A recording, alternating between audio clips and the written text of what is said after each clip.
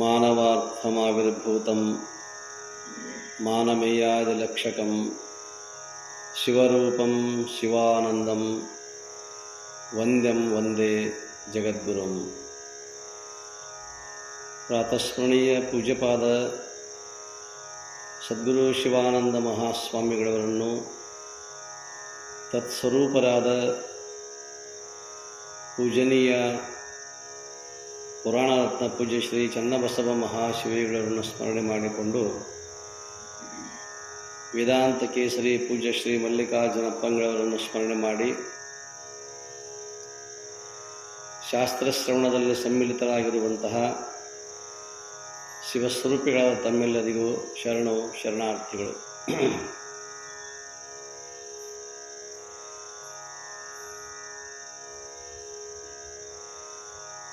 ಜಗತ್ತು ಬ್ರಹ್ಮನಿಂದ ನಿರ್ಮಾಣಗೊಂಡಿರುವಂಥದ್ದು. ಬ್ರಹ್ಮ ಅಂತಂತಂದರೆ ಬೃಹತ್ತಾಗಿರುವಂಥ, ಜಗತ್ತಿನಲ್ಲಿ ಒಂದಕ್ಕಿಂತ ಒಂದು ವಸ್ತುಗಳು ಮಿಗಿಲಾಗ್ಯದ. ಆದರೆ ಬ್ರಹ್ಮ ಅನ್ನುವಂಥ ಶಬ್ದಕ್ಕೆ ಋಷಿಗಳು, ಎಲ್ಲ ತಪಸ್ವಿಗಳು, ಮುನಿಗಳು ಅದಕ್ಕೆ ತನ್ನದೇ ಆಗಿರತಕ್ಕಂಥ ಒಂದು ನಾಮವನ್ನು ಕೊಟ್ಟರು. ಹೇಗೆ ಆಕಾಶ ಅನ್ನುವಂಥದ್ದು ಇದೆಯೋ, ಆಕಾಶಕ್ಕಿಂತಲೂ ಬೃಹತ್ತಾಗಿರ್ತಕ್ಕಂಥದ್ದು ಬ್ರಹ್ಮ. ಅಖಿಲಾಂಡ ಕೋಟಿಗಳು, ಎಲ್ಲ ಬ್ರಹ್ಮಾಂಡಗಳು ತೋರುವಂತಹ ಎಲ್ಲ ಜಗತ್ತು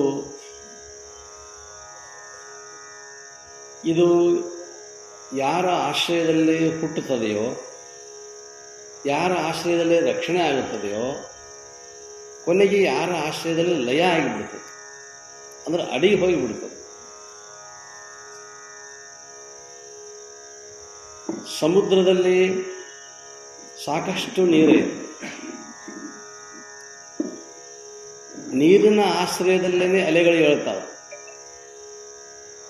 ನೀರಿನ ಆಶ್ರಯದಲ್ಲೇ ಇರ್ತಾವೆ, ಕೊನೆಗೆ ನೀರಲ್ಲಿಯೇ ಅಡಿಗೆ ಬಿಡ್ತದೆ. ಆದರೆ ಅದಕ್ಕೆಲ್ಲದಕ್ಕೂ ಆಶ್ರಯವಾಗಿರ್ತಕ್ಕಂಥ ಅಲೆಗಳ ಆ ಏರುವಿಕೆಗೆ, ಉಬ್ಬುವಿಕೆಗೆ, ಕೊನೆಗೆ ಅಡುವಿಕೆಗೆ ಎಲ್ಲದಕ್ಕೂ ಕಾರಣ ನೀರು ಆಶ್ರಯವಾಗಿದೆ. ಆ ನೀರಿಗೆ ಮತ್ತೆ ಹಿಂದೆ ಗಾಳಿ ಅನ್ನುವಂಥದ್ದು, ವಾಯು ಅನ್ನುವಂಥದ್ದು ಬೃಹತ್ ಪ್ರಮಾಣದಲ್ಲಿ ಬೀಸ್ತೀವಿ ಅಂತಂತಂದ್ರೆ ಸುನಾಮಿಗಳು ಹೇಳ್ತಾವೆ. ಆದರೆ ನೀರೇ ಇರದಿದ್ರೆ ಯಾವ ವಾಯುವಿನ ಹೊಡೆತಕ್ಕೂ ಏನೂ ಕೂಡ ಆಗಲಿಕ್ಕೆ ಏನೂ ಸಾಧ್ಯ ಆಗುವುದಿಲ್ಲ. ಆದರೆ ಕೆರೆಗಳಿಗೆ ಆ ಸಾಗರದ ನೀರು ಯಾವ ರೀತಿಯಾಗಿ ಆಶ್ರಯವೋ, ಆಧಾರವೋ, ಹಾಗೆ ಈ ಅನೇಕ ಬ್ರಹ್ಮಾಂಡಗಳು ತೆರೆಗಳಿದ್ದಂತೆ. ಆದರೆ ತೆರೆಗಳು ಬೃಹತ್ತಾಗಿ ಇರಬಹುದು, ಚಿಕ್ಕದಾಗಿ ಇರಬಹುದು, ಸಣ್ಣ ಸಣ್ಣ ತರಂಗಗಳು ಇರಬಹುದು. ಅವೆಲ್ಲವುಗಳು ಕೂಡ ಉತ್ಪತ್ತಿ ಆಗುವುದು ಎಲ್ಲಿ? ನೀರಿನೊಳಗನ. ನೀರಿನಲ್ಲಿ ಉತ್ಪತ್ತಿಯಾಗಿ ನೀರಿನಲ್ಲಿ ಆಶ್ರಯ ಪಡೆದುಕೊಂಡು ಕೊನೆಗೆ ನೀರಿನಲ್ಲಿ ಅಡಕಾಗಿ ಬಿಡುತ್ತಾವೆ, ಐಕ್ಯಾಗಿ ಬಿಡುತ್ತಾವೆ, ಲೀನಾಗಿ ಬಿಡುತ್ತವೆ. ಹಾಗೆ ಜಗತ್ತಿನಲ್ಲಿ ಹುಟ್ಟತಕ್ಕಂತಹ ಪ್ರತಿಯೊಂದು ವಸ್ತುಗಳು ಅವು ಜನಿಸೋದು, ರಕ್ಷಣೆಗೊಳ್ಳೋದು, ಕೊನೆಗೆ ಲಯ ಆಗೋದು, ಅಂದರೆ ನಾಶ ಆಗೋದು. ಸೃಷ್ಟಿ, ಸ್ಥಿತಿ, ಲಯ ಅನ್ನುವಂಥ ಮೂರು ಕಾರ್ಯಗಳಿದಾವೆ. ಉತ್ಪತ್ತಿಯಾಗಿದ್ದು ಕೆಲವು ದಿವಸ ಇರ್ತದೆ, ಕೆಲವು ದಿವಸ ಇದ್ದು ನಮ್ಮ ಕಣ್ಣೆದುರಿಗೆ ಇದ್ದು ನಮ್ಮ ಕಣ್ಣೆದುರಿಗೆ ಉತ್ಪತ್ತಿಯಾಗಿ ಏನೋ ಒಂದಿಷ್ಟು ಚೆಂದಾಗಿದ್ದುಕೊಂಡು ಆಕಸ್ಮಿಕವಾಗಿ ಬಿಟ್ಟು ಹೋಗಿಬಿಡ್ತದೆ. ಅದರ ಸಮಯ ಬರ್ತದೆ. ಆ ಸಮಯ ಬಂದ ಕೂಡಲೇ ಅದು ಎಲ್ಲಿಂದ ಬಂದಿತ್ತೋ ಅಲ್ಲಿಗೆ ಅಡಕಾಗಿ ಹೋಗ್ಬಿಡು, ಲಯ ಆಗಿದೆ. ನದಿಯೊಳಗೆ ನೀವು ಸ್ನಾನಕ್ಕೆ ಹೋದಾಗ ಬುರುಗು ಹೇಳ್ತಿರ್ತದೆ. ಆ ಬುರುಗದಲ್ಲಿ ದೊಡ್ಡ ಗುಳ್ಳಿ ಹೇಳ್ತಾವೆ.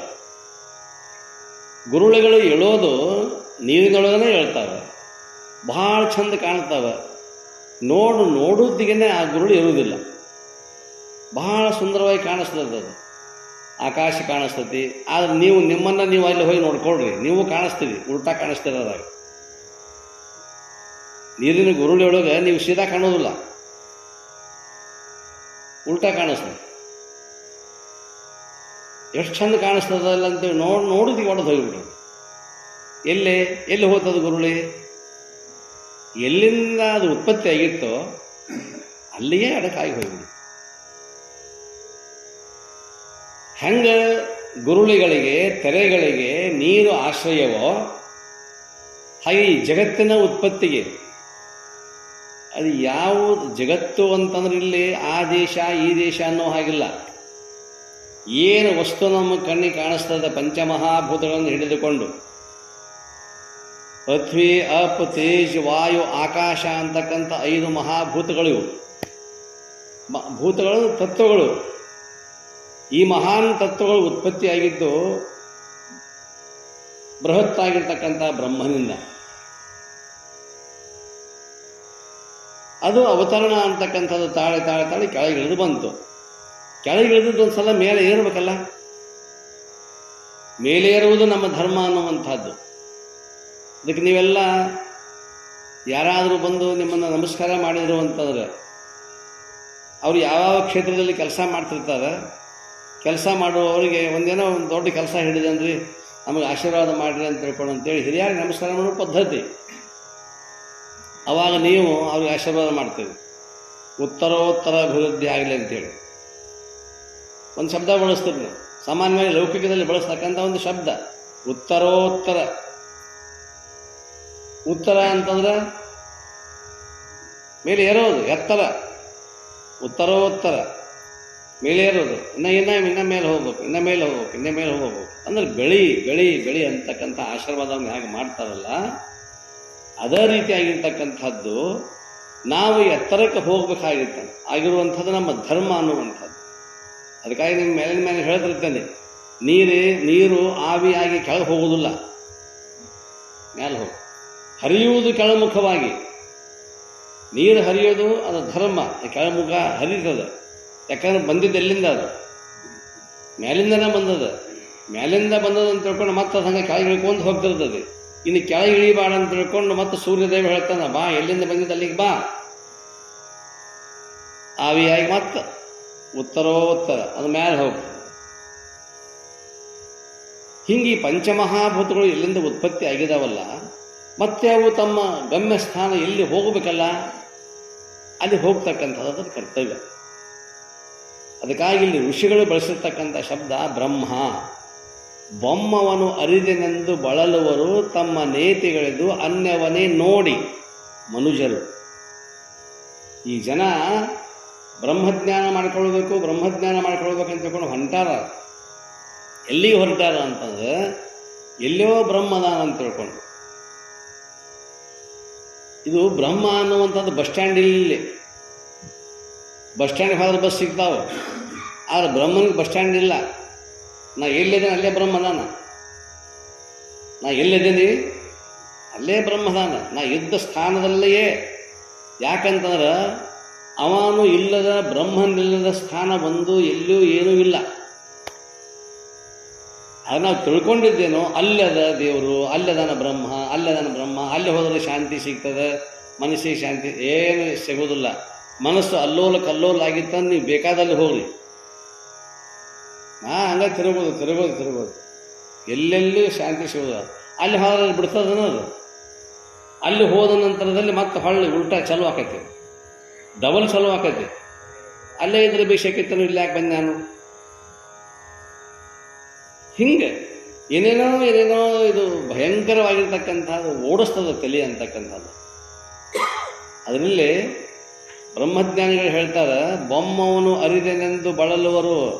ನಾನು ಅರಿಬೇಕು, ತಿಳ್ಕೋಬೇಕು ಅಂತಂತಂದ್ರೆ ತಿಳ್ಕೊಳ್ಳಿಕ್ಕೆ ಅದೊಂದು ಪುಸ್ತಕ ಅಲ್ಲ, ಒಂದು ವಸ್ತು ಅಲ್ಲ.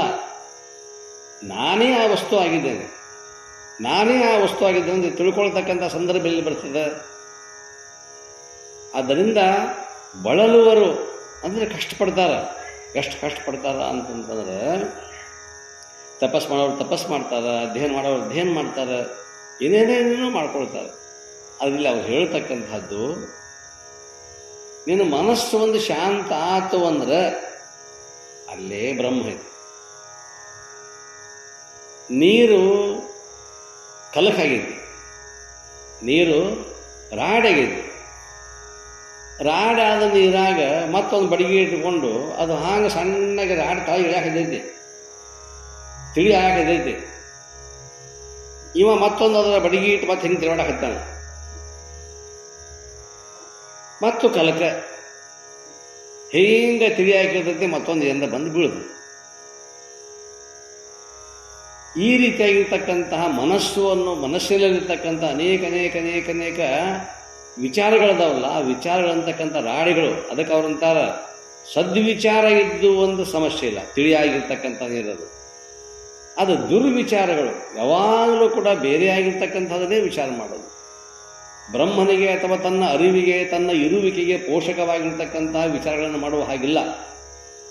ಇನ್ನಷ್ಟು ನಾಶ ಆಗ್ತಕ್ಕಂಥದ್ದೇ ವಿಚಾರ ಮಾಡೋದು. ಇದಕ್ಕೆ ರಾಡಿ ಅಂತ ಕರೀತಾರೆ. ಈ ರಾಡಿ ಒಳಗಿದ್ರೆ ನಮಗೆಂದೂ ಕೂಡ ತಿಳಿ ನೀರು ಅಂತಕ್ಕಂಥದ್ದು ಸಿಗೋದಿಲ್ಲ. ಇಲ್ಲ, ಈಗೂ ಮಾಡ್ತಿರ್ಬೋದು, ಈಗಂತೂ ಫಿಲ್ಟರ್ ಬಂದಾವ, ಆ ಪ್ರಶ್ನೆ ಬೇರೆ.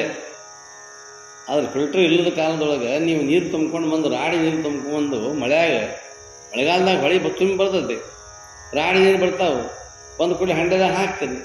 ಅವಾಗೆಲ್ಲ ಫಿಲ್ಟರ್ ಏನೂ ಇರಲಿಲ್ಲ. ಆದರೆ ಏನಾದರೂ ಒಂದು ಒಗಿತಿದ್ರು, ಪಟಕ ಒಗಿತಿದ್ರು. ಅದರಿಂದ ಏನಾಗ್ತಿತ್ತು ನೀರು? ಹಂಗೆ ರಾಡಿ ನೀರಾಗ ಪಟಕ ಒಗೆದು ತಿಳಿ ನೀರು ಮಾಡಿ ನಾವು ಕುಡಿದೇವಿ. ಮತ್ತೀಗ ಮನಸ್ಸು ಅನ್ನುವಂಥದ್ದು ಸಂಸಾರದಾಗ ರಾಡ್ಯಾಗ ಸಿಕ್ಕೊಂಡಾಗ ಇದಕ್ಕೊಂದು ಪಟಕ ಒಗಿಬೇಕಲ್ಲ, ಇದಕ್ಕೊಂದಿಷ್ಟು ಒಂದು ಪಟಕ, ಒಂದು ಹಳ್ಳು ಒಗಿಯಬೇಕಲ್ಲ. ಅದ ಸತ್ಸಂಗ. ಸತ್ಸಂಗ ಅನ್ನುವಂಥದ್ದು ಸದ್ವಿಚಾರ, ಸದ್ಗೋಷ್ಠಿ. ಸತಾಂ ಹಿ ಸಂಘ ಅಂತಾರೆ ಋಷಿಗಳು. ಸತಾಂ ಹಿ ಮಹತ್ ಸಂಘ.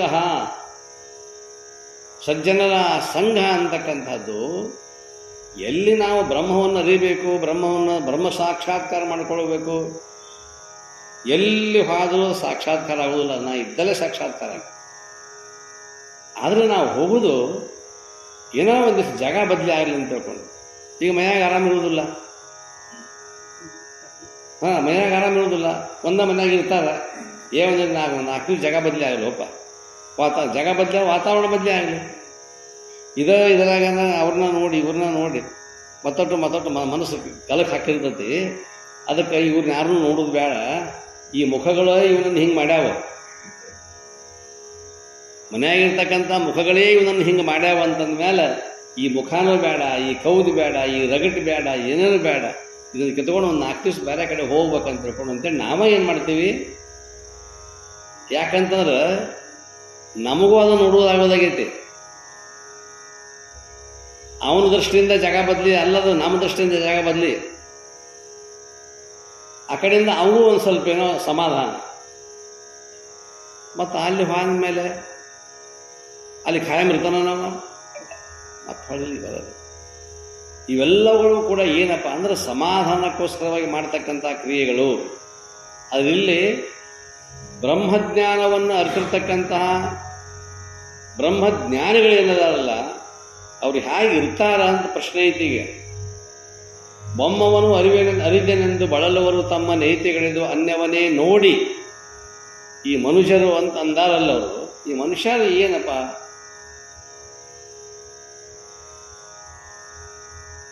ಇವರನ್ನು ಕುರಿತು ಹೇಳ್ತಕ್ಕಂಥ ಮಾತು ಏನು ಅಂತಂದ್ರೆ, ಹಾಗಾದ್ರೆ ಬ್ರಹ್ಮಜ್ಞಾನವನ್ನು ತಾವಿದ್ದಲ್ಲೇ ಮಾಡ್ಕೊಂತಾರಂದ್ರೆ ಅವ್ರು ಹೆಂಗಿರ್ತಾರ?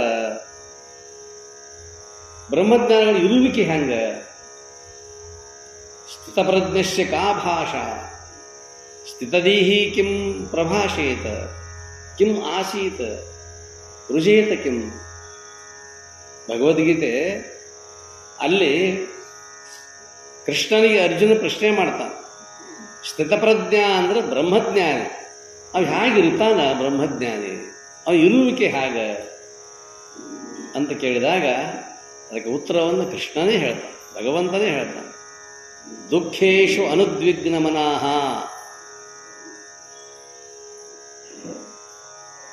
ಸುಖೇಶು ವಿಗತ ಸ್ಪೃಹಃ, ವೀತರಾಗ ಭಯ ಕ್ರೋಧ ಸ್ಥಿತಿದೀಹಿ ಮುಂದಿರುಚ್ಯತೆ.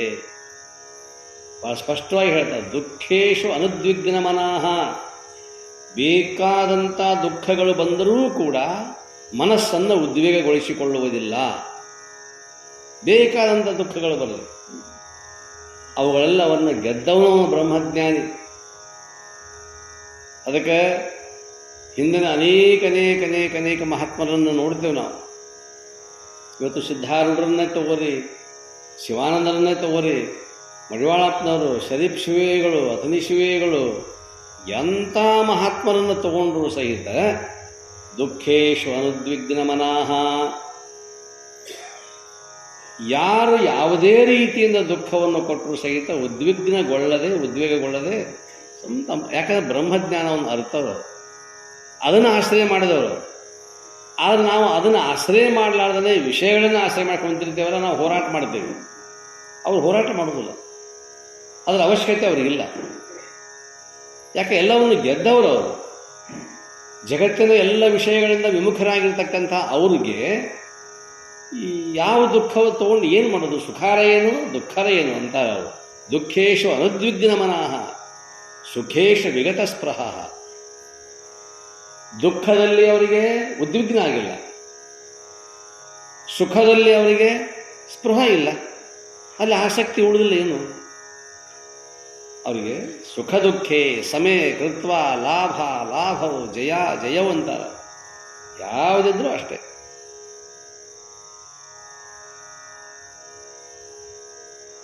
ರಾಮತೀರ್ಥರಿಗೆ, ರಮಣರಿಗೆ, ರಮಣ ಮಹರ್ಷಿಗಳು ಮುಂದೆ ಹೇಳ್ತಾರೆ, ರಾಮತೀರ್ಥರಿಗೂ ಹೇಳ್ತಾರೆ, ಇಂಥವ್ರೊಬ್ರು ಹಿಂಗೆ ಆದರು, ಒಬ್ರು ತೀರ್ಕೊಂಡ್ರು ಅಂತ ಹೇಳಿದಾಗ ಬಹಳ ಚಲೋ ಆತಂದ್ರು. ರಮಣ ಮಹರ್ಷಿಗಳು ಹೇಳ್ತಾರೆ, ಬಹಳ ಚಲೋ ಆತು. ಶರೀರದ ಮೇಲೆ ಒಂದು ಹುಣ್ಣು ಆದಾಗ ನಾವು ಇರಬೇಕಂತ ಬಯಸ್ತೇವೋ ಅದು ದೊಡ್ಡ ಒಡೆದು ಬಸಿಬೇಕಂತ ಅನ್ನಿಸ್ತೇವ್ರಿ. ಹುಣ್ಣಾಗೈತೆ, ಕುರು ದೌಡ್ ಹೊಡಿಬೇಕು. ಒಡೆದು ಖುಲ್ಲ ಆತಂದ್ರೆ ಬಸದು ಹೋತಂದ್ರೆ ನಮಗೇನಾಕೈತಿ? ಸಮಾಧಾನ. ನನ್ನ ರಕ್ತನ ಇಷ್ಟು ದೊಡ್ಡದಾಗೈತಿ, ಹಣ್ಣಾಗೈತಿ, ಭಾಳ ಚಲೋ ಆಗೈತಿ, ಇರಲಿ ಇನ್ನೊಂದು 4 ದಿವಸ ಇರಲಿ. ಅದು ಹೊಡೆದು ಬೇಡ, ಅದಕ್ಕೆ ಔಷಧ ಮಾಡೋದು ಬೇಡ. ಏನೋ ಭಾಳ ದಿವ್ಸಕ್ಕೆ ಬಂದಾರ, ಆರಾಮ ಒಂದು 4 ದಿವಸ ಉಂಡು ತಿಂದು ಆರಾಮ ಇರ್ಲಿ ನಾವೇನು ಅಂತೇವನ್ರಿ? ಇಲ್ಲ. ಹೆಂಗೆ ಒಂದು ನಮ್ಮ ಶರೀರದ ಮೇಲೆ ಕುರು ಆದಾಗ, ಒಂದು ಹುಣ್ಣಾದಾಗ ಅದು ಒಡೆದು ಹೋದ ಕೂಡಲೇ, ಹೆಂಗೆ ಬಸದು ಹೋದ ಕೂಡಲೇ ಆನಂದ ಅನಿಸ್ತದೆ, ಹಂಗೆ ರಮಣರು ಅಂತಾರ, ಮಹರ್ಷಿಗಳು ಹೇಳ್ತಾರೆ, ಇಂಥವು ತೀರ್ಕೊಂಡ್ರು ಅಂದ ಕೂಡಲೇ ಆತ್ಮನ ಮೇಲೆ ಒಂದು ಹುಣ್ಣಾಗಿತ್ತು, ಶರೀರ ಅನ್ನೋಂಥ ಹುಣ್ಣಾಗಿತ್ತು. ಹೆಂಗಿದು ಹುಣ್ಣು ಬಸದು ಹೋಗೈತಲ್ಲ, ಹಂಗೆ ಪಂಚಮಹಾಭೂತಗಳದಾವಲ್ಲ, ಪೃಥ್ವಿ ಐತಿ, ಇದರೊಳಗೆ ನೀರು ಐತಿ, ಪೃಥ್ವಿ ಅಪ್ ನೀರು, ತೇಜ ಅಗ್ನಿ ಐತಿ, ವಾಯು ಐತಿ, ಆಕಾಶ ಐತಿ. ಇದು ಹೆಂಗೆ ಒಡೆದು ಹಣ್ಣಾಗಿ ಒಡೆದು ಹೆಂಗೆ ಬಸದು ಹೋತಲ್ಲ, ಹಂಗೆ ಆತ್ಮ ಅನ್ನುವಂಥ ಒಂದು ವಸ್ತು ಐತಿ. ಆತ್ಮನಿಗೆ ಆವರಕವಾಗಿರ್ತಕ್ಕಂಥ ಇದೊಂದು ಶರೀರ ಅನ್ನುವಂಥ ಒಂದು ಹುಣ್ಣಾಗೈತಿ. ಇದು ಹುಣ್ಣು ಬಸದು ಹೋತು ಅಂದ್ರೆ ಆತ್ಮ ನಿಶ್ಚಿಂತ ಆತು. ಇದು ಬ್ರಹ್ಮಜ್ಞಾನಿಗಳ ಲಕ್ಷಣ. ಈಗ ಅವ್ರು ಅನ್ನೋದು ಹೋದಪ್ಪ, ಆನಂದ ಆಯ್ತು, ಚಲೋ ಆಯ್ತು, ಅವನಿಗೆ ಅಡೆತಡೆ ಆಗಿತ್ತದು. ಆತ್ಮಜ್ಞಾನಿಗೆ ಶರೀರ ಅಂತಕ್ಕಂಥದ್ದು ಅದು ಭಾಳ ಹುಣ್ಣಾದಂಗೆ ಆಗಿತ್ತು, ನೋವಾಗಿತ್ತು. ಆ ನೋವಿನಿಂದ ಈಗ ಅವ ಪಾರಾಗಿ ಹೋಗಿಬಿಟ್ಟ ಅಂತ ಹೇಳ್ತಾರೆ ರಮಣ ಮಹರ್ಷಿಗಳು, ಹೇಳ್ತಾರೆ ರಾಮತೀರ್ಥರು ಹೇಳ್ತಾರೆ. ಕಾರಣ ಅಂತಂದ್ರೆ ದುಃಖೇಶು ಅನುದ್ವಿಗ್ನ ಮನಃ, ಅಲ್ಲಿ ಉದ್ವಿಗ್ನ ಇಲ್ಲ, ಯಾವ ಆವೇಗವೂ ಇಲ್ಲ, ಏನೂ ಇಲ್ಲ, ಮನಸ್ಸು ಕಲುಷಿತ ಆಗುವುದಿಲ್ಲ ಬ್ರಹ್ಮಜ್ಞಾನಿಗೆ. ಸುಖೇಶು ವಿಗತ ಸ್ಪೃಹ, ಏನು ಬೇಕಾದಷ್ಟು ಆನಂದವಾಗಿ ಇಟ್ಟು ಅವ್ರ ಮುಂದೆ ದೊಡ್ಡದೊಂದು ಗಂಟು ತಂದಿಟ್ಟರು ಸಹಿತ ಲಕ್ಷ್ಮೀ ಸಮಾವೇಶತು ಗಚ್ಚತು ವಾ, ಅವ್ರಿಗೆ ಆನಂದ ಆಗೋದಿಲ್ಲ, ಅವ್ರಿಗೆ ಸುಖ ಆಗೋದಿಲ್ಲ. ಯಾಕಂದ್ರೆ ಸುಖ ಮತ್ತು ದುಃಖ ಎರಡನ್ನೂ ಮೀರಿ ನಿಂತವನೇ ಬ್ರಹ್ಮಜ್ಞಾನಿ. ಅವನಿಗೆ ಸುಖನೂ ಅಷ್ಟೇ, ದುಃಖನೂ ಅಷ್ಟೇ. ಮತ್ತು ಅಲ್ಲೇನು ಇದು ಸುಖ ಐತಿ ದುಃಖ ಐತಿ ಅಂತ ಅನುಭವಿಸ್ಬೇಕಂತ ಇಲ್ಲ. ಎರಡನ್ನೂ ಅವಾಗ ಅನುಭವಕ್ಕೆ ತಂದುಕೊಳ್ಳಕ್ಕೆ ಸಾಧ್ಯನೇ ಇಲ್ಲ. ಮತ್ತು ವಿಶೇಷವಾಗಿ ದುಃಖಗಳಂತಕ್ಕಂಥವು ಹೆಂಗಿರ್ತಾವ ಅಂತಂತಂದ್ರೆ ಆದಿ ಭೌತಿಕ ದುಃಖ, ಆದಿ ದೈವಿಕ ದುಃಖ, ಆಧ್ಯಾತ್ಮಿಕ ದುಃಖ, ಮೂರು ದುಃಖಗಳು. ದುಃಖಗಳಲ್ಲಿ ಮೂರು ದುಃಖಗಳು, ಇವು ಬಿಟ್ಟರೆ ಮತ್ತೊಂದು ಯಾವೂ ಇಲ್ಲ. ಅವೆಲ್ಲ ಅನ್ಬೋದು 108 ನನಗೆ ಸಮಸ್ಯೆ, 108 ಸಮಸ್ಯೆ ನಮ್ಮ ತಲೆಯಾಗಿರ್ಬೋದು. ಅವು ಹುಳ, ಅವು ಸಗಣಿಯೊಳಗಿನ ಹುಳ ಇದ್ದಂಗೆ, ವಿಚಾರಗಳು ಚಿಂತೆಗಳು ಅಂತಕ್ಕಂಥ ಹುಳ ಇದ್ದಂಗೆ. ಆದರೆ ಇರುವ ದುಃಖ ಅಂತಕ್ಕಂಥವುಗಳು ಅಲ್ಲಿ ಮೂರೇ ಆಗಿರ್ತಕ್ಕಂಥ ದುಃಖಗಳು. ಒಂದು ಆಧ್ಯಾತ್ಮಿಕ ದುಃಖ, ಅಧಿ ಆತ್ಮಿಕ ಅಂದ್ರೆ ತನ್ನಲ್ಲಿರ್ತಕ್ಕಂಥ ತನ್ನದೇ ಆಗಿರ್ತಕ್ಕಂಥ ದುಃಖ. ಆಧ್ಯಾತ್ಮಿಕ ದುಃಖ ಅಂದ್ರೆ ಯಾವುದು ಅಂದ್ರೆ ಒಂದು ದೈಹಿಕ ದುಃಖ, ಒಂದು ಮಾನಸಿಕ ದುಃಖ. ಇವೆರಡು ದೇಹಕ್ಕೆ ಆಗ್ತಕ್ಕಂಥವುಗಳೇನು, ಇಲ್ಲೇ ಹಸಿವು, ತೃಷೆ, ಜ್ವರ, ಏನಾದರೂ ರೋಗ, ಇವೆಲ್ಲ ಆಗ್ತಕ್ಕಂಥವುಗಳು ತನಗೇನು ತನ್ನ ಶರೀರದ ಮೇಲೆ ಇವೆಲ್ಲ ಹಾಕವಲ್ಲ. ಇವೆಲ್ಲವೂ ಇವು ದೈಹಿಕವಾಗಿರ್ತಕ್ಕಂಥ ದುಃಖಗಳು. ಸ್ವಲ್ಪ ರೋಗ ಆಯಿತು, ಒಟ್ಟ ವಾಸಿ ಆಗುವಂಥ ರೋಗನ ಪಡ್ಕೊಂಡು ಬಿಟ್ಟಿತ್ತು ಅಂದ್ರೆ ದೊಡ್ಡ ದುಃಖ ಅಲ್ಲ ಅದು. ಅದಕ್ಕಿಂತ ದೊಡ್ಡ ದುಃಖ ಇನ್ಯಾವುದದು, ಆ ರೋಗ ಅಂತಕ್ಕಂಥ. ಇದು ದೈಹಕ್ಕೆ. ಇನ್ನು ದೇಹಕ್ಕೆ ಆದ ಹಂತದಲ್ಲಿ ಮಾನಸಿಕವಾಗಿರ್ತಕ್ಕಂಥ ಕೆಲವು ದುಃಖಗಳಿರ್ತಾವೆ, ಕಾಮಾದಿ ವಿಕಾರಗಳಿರ್ತಾವೆ. ಆ ಎಲ್ಲ ವಿಕಾರಗಳು ಮಾನಸಿಕವಾಗಿರ್ತಕ್ಕಂಥ ದುಃಖಗಳಲ್ಲಿ ಹೇಳ್ತಾರೆ. ಇದಕ್ಕೆ ಆಧ್ಯಾತ್ಮಿಕ ದುಃಖ ಅಂತಾರೆ. ಈ ಆಧ್ಯಾತ್ಮಿಕ ದುಃಖವೂ ಅವನಿಗಿಲ್ಲ. ಬ್ರಹ್ಮಜ್ಞಾನಿಗೆ, ಯೋಗಿ ಪುರುಷನಿಗೆ ಈ ದೈಹಿಕ ಬೇಕಾದಂಥದ್ದು, ಮಾನಸಿಕ ಅಂತೂ ಇಲ್ಲ. ಯಾಕಂದ್ರೆ ಏನೂ ವಿಚಾರ ಮಾಡಂಗಿಲ್ಲ ಅವನು. ದೇಹಕ್ಕೆ ಏನಾದರೂ ಆದರೂ ಸಹಿತ ವಿಚಾರ ಮಾಡ. ನಿಮಗೆಲ್ಲ ಗೊತ್ತಿರಬಹುದು, ನಾವಂತೂ ಕಂಡೇವಿ, ಇಬ್ಬರನ್ನು ಕಂಡಿವಿ. ಅಪೂರ್ಣ ಮಲ್ಲಿಕಾರ್ಜುನ ಅಪೂರ್ಣ ಕಂಡಿವಿ, ಸಿದ್ದೇಶ್ವರ ಅಪೂರ್ಣ ಕಂಡಿವಿ. ದೇಹಕ್ಕೆ ಬೇಕಾದಷ್ಟು ತೊಂದರೆ ಆಯಿತು. ಆದರೆ ನನಗೆ ತೊಂದರೆ ಆಯಿತು ಅಂತ ತಿಳ್ಕೊಂಡು ಒಂದು ದಿವಸ ಕಣ್ಣೀರು ಹಾಕಲಿಲ್ಲ. ಆದರೆ ಭವಭಾರಿಗಳಾಗಿರ್ತಕ್ಕಂಥ ನಾವುಗಳು, ಲೌಕಿಕರಾಗಿರ್ತಕ್ಕಂಥವ್ರು, ಇದು ಯಾಕೆ ಬಂತಪ್ಪ ನನಗಂತ ತಿಳ್ಕೊಂಡು ನಾವು ಅಂತೀವಿ, ಕಣ್ಣೀರು ಹಾಕ್ತೇವೆ, ಬರಬಾರ್ದಾಗಿತ್ತು ಅಂತ ತಿಳ್ಕೊಂಡು ಅಂತೀವಿ. ಆದರೆ ಜ್ಞಾನಿಗಳಾಗಿರ್ತಕ್ಕಂಥವ್ರು ನಮ್ಮದು ಇದು ಕಡಿ ಜನ್ಮಪ್ಪ, ಇದಕ್ಕೇನು ಪ್ರಾರಬ್ಧ ಭೋಗವನ್ನು ತೊಗೊಂಬಂದೇವಿ, ಇದು ಅನುಭವಿಸಿ ಹೋಗ್ತೇವೆ ಅನ್ನುವಂಥ ಮಾತನ್ನೇ ಅಂತಾರೆ ವಿನಃ ನನಗೆ ಯಾಕೆ ಬಂತಿದು ಅಂತ ಅನ್ನೋದಿಲ್ಲ. ಆದ್ರೆ ಲೋಕ ಮಾತಾಡ್ತದೆ. ಇವರ ದಿನಚರಿಯನ್ನು ನೋಡಿದರೆ, ಇಡೀ ಇವ್ರ ಜೀವನ ಪದ್ಧತಿಯನ್ನು ನೋಡಿದರೆ ಇವ್ರಿಗೆ ಆಗಬಾರ್ದು ಇದು. ನಾವೆಲ್ಲ ಮಾತಾಡ್ತೇವೆ, ಇಂಥ ರೋಗ ಅಪ್ಪಳಿಗೆ ಆಗಬಾರ್ದಾಗಿತ್ತು ಅಂತೇವಿ. ಆದರೆ ಅವರಂತಾರೆ ಇದು ಈ ಜನ್ಮದಲ್ಲಿ ಮಾಡಿರ್ತಕ್ಕಂಥ ಸಾಧನೆ ಅಲ್ಲ, ಇದು ಹಿಂದೆ ಮಾಡಿರ್ತಕ್ಕಂತಹ ಕರ್ಮ. ಅದು ಯಾಕಾಗಿದೆ ಅಂತಂದ್ರೆ ಇದು ಕಡಿ ಜನ್ಮ. ಅಕಸ್ಮಾತ್ ಇದನ್ನು ಅನುಭವಿಸಿ ನಾನು ಹೋಗದೆ ಇದ್ದರೆ ದೇವರಿಗೆ ಬೇಡ್ಕೊಳ್ಬೋದು. ನಾನು ದೇವ ಇದನ್ನು ಹೆಂಗಾರು ಮಾಡಿ ದೂರ ಮಾಡಪ್ಪ ಅಂತ ತಿಳ್ಕೊಂಡು, ದೂರ ಮಾಡೋದೊಂದು ಏನು ತೆಗೆದಿರ್ತಾನೆ ರಟ ಸಾಮಾನು, ಮತ್ತೊಮ್ಮೆ ಹೊಳೆ ಕೊಟ್ಟು ಕಳಿಸ್ತಾವನು. ಅದಕ್ಕಾಗಿ ಅದು ಕೊನೆಯ ಜನ್ಮ ಅಂತ ತಿಳ್ಕೊಂಡು ಜ್ಞಾನಿಗಳಾಗಿರ್ತಕ್ಕಂಥವರು ಎಂತಹ ತಮ್ಮ ರೋಗ ಬಾಧೆ ಇದ್ದರೂ ಕೂಡ ಅದನ್ನು ಅನುಭವಿಸಿಯೇ ಹೋಗ್ತಾರೆ ವಿನಃ ಅದರ ಸಂಬಂಧ ದುಃಖವನ್ನು ಮಾಡಿಕೊಳ್ಳುವುದಿಲ್ಲ. ದುಃಖೇಶು ಅನುದ್ವಿಗ್ನ ಮನಃ, ಎಳ್ಳಷ್ಟೂ ಕೂಡ ಅದರ ಬಗ್ಗೆ ಉದ್ವಿಗ್ನರಾಗುವುದಿಲ್ಲ. ಅಷ್ಟೊಂದು ಸಹನೆ ಅಂತಕ್ಕಂಥದ್ದು ಇಲ್ಲಿಂದ. ಮತ್ತು ಬೇಕಾದಷ್ಟು ಸುಖ ಇರಲಿ, ಅದಕ್ಕೂ ಇಲ್ಲ. ಇದು ದೈಹಿಕವಾಗಿರ್ತಕ್ಕಂತಹ ವ್ಯಾಧಿ. ಇನ್ನು ಮಾನಸಿಕವಾಗಿರ್ತಕ್ಕಂಥದ್ದೆಲ್ಲವನ್ನು ಮನಸ್ಸನ್ನೇ ಗೆದ್ದು ಬಿಟ್ಟಿರ್ತಾರಂತಂದ ಮೇಲೆ ಅಲ್ಲಿ ಸುಖೇಶು ವಿಗತ ಸ್ಪೃಹ, ಆ ಕಡೆ ಲಕ್ಷ್ಯ ಅಂತಕ್ಕಂಥದ್ದಿಲ್ಲ. ಇದಕ್ಕೆ ಆಧ್ಯಾತ್ಮಿಕ ದುಃಖ ಅಂತ ಕರೀತಾರೆ. ಇದು ಆಧ್ಯಾತ್ಮಿಕ ದುಃಖ. ಇನ್ನು ಆದಿ ದೈವಿಕ ದುಃಖ ಅಂತಕ್ಕಂಥದ್ದು ಅದು ದೇವನಿರ್ಮಿತವಾಗಿರ್ತಕ್ಕಂತಹ ಕೆಲವೊಂದು, ಇದು ಶೀತ. ಈಗ ಬೆಳಗ್ಗೆ ನೋಡ್ರಿ, ಇವತ್ತೊಂದು ಮೋನೆ ಗಾಳಿ ನಾವೆಲ್ಲ ಅನುಭವಿಸಿದ್ವಿ. ಯಾವ ಸಮಯದಲ್ಲಿ ಇಂಥ ಗಾಳಿ ಬೀಸಬೇಕೋ ಆ ಸಮಯದಲ್ಲಿ ಬೀಸಲಿಲ್ಲ. ಬೆಳಗ್ಗೆ ಹಂಗೆ, ಮಧ್ಯಾಹ್ನದಾಗ ಕೆಟ್ಟ ಬಿಸಿಲು, ಸಾಯಂಕಾಲ ಮಳೆ. ಮೂರೂ ಕಾಲಗಳು ಒಂದೇ ದಿವಸ ಹಾಕತ್ತೇವೆ. ಈಗ ಇದು ಕಲಿಯುಗ. ಚಳಿಗಾಲ, ಬ್ಯಾಸಿಗಾಲ, ಸಂಜೆ ಮುಂದೆ ಮಳೆಗಾಲ. 3 ಕಾಲಗಳು, ಈ ಶೀತ, ಉಷ್ಣ, ಇದೆಲ್ಲವೂ, ಆಮೇಲೆ ಈ ಭೂಕಂಪ, ಜ್ವಾಲಾಮುಖಿ, ಅತಿವೃಷ್ಟಿ, ಅನಾವೃಷ್ಟಿ, ಬರಗಾಲ, ಎಲ್ಲ ಏನು ಅಂದರೆ ಆದಿ ದೈವಿಕ ದುಃಖ. ಶರೀರಕ್ಕೆ ಬೇಕಾದಷ್ಟು ಶೀತ ಆದರೂ ಸಹಿತ ದೇವರು ಬೇಕಾದಂತಹ ನಿರ್ಮಾಣ ಮಾಡಿರ್ತಕ್ಕಂತಹ ವಾತಾವರಣದಲ್ಲಿ ಬದಲಾವಣೆ ಮಾಡಿದರೂ ಸಹಿತ ಅವರು ಮಾತ್ರ ವಿಚಲಿತರಾಗೋದು. ನೋಡಿರ್ಬೇಕು ನೀವು, ಯೋಗಿಗಳು ಹೆಂಗೆ ಇರ್ತಾರ ಅಂತಂತಂದ್ರೆ ಬರೀ ಒಂದು ಕೌಪಿನ ಅಷ್ಟೆ. ಬೇಕಾದಂಥ ಚಳಿ ಇರಲಿ, ಮಳೆ ಇರಲಿ, ಬೇಸಿಗೆ ಇರಲಿ, ಬರೀ ಒಂದು ಕೌಪಿನ, ಒಂದು ಯೋಗ ದಂಡ, ಒಂದು ಕಮಂಡಲ, 3 ಆಸ್ತಿ ಅವರು.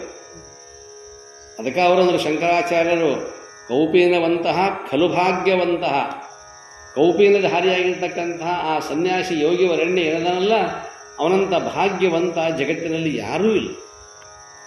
ಯಾಕಂದ್ರೆ ಎಲ್ಲವನ್ನು ಗೆದ್ದವನು ಅವನು. ಅಂತಹ ಒಂದು ದುಃಖಗಳು ಬಂದರೂ ಕೂಡ, ಆದಿ ದೈವಿಕ ದುಃಖಗಳು ಬಂದರೂ ಕೂಡ, ಏನಾದರೂ ಒಂದು ಭೂಕಂಪ ಆಗಲಿ, ಜ್ವಾಲಾಮುಖಿ ಆಗಲಿ, ಮಹಾಪೂರ್ ಬರಲಿ, ಹೊಳೆ ಬರಲಿ, ಅವರು ಕಟ್ಕೊಂಡಿರ್ತಕ್ಕಂಥ ಒಂದು ಪರ್ಣ ಕುಟೀರಿರ್ತದೆ, ಗುಡಿಸಲಿರ್ತದೆ, ಅಲ್ಲೇ ಮಹಾಪೂರ್ ಬಂದು ಕೊಚ್ಕೊಂಡು ಹೋದರೂ ಸಹಿತ,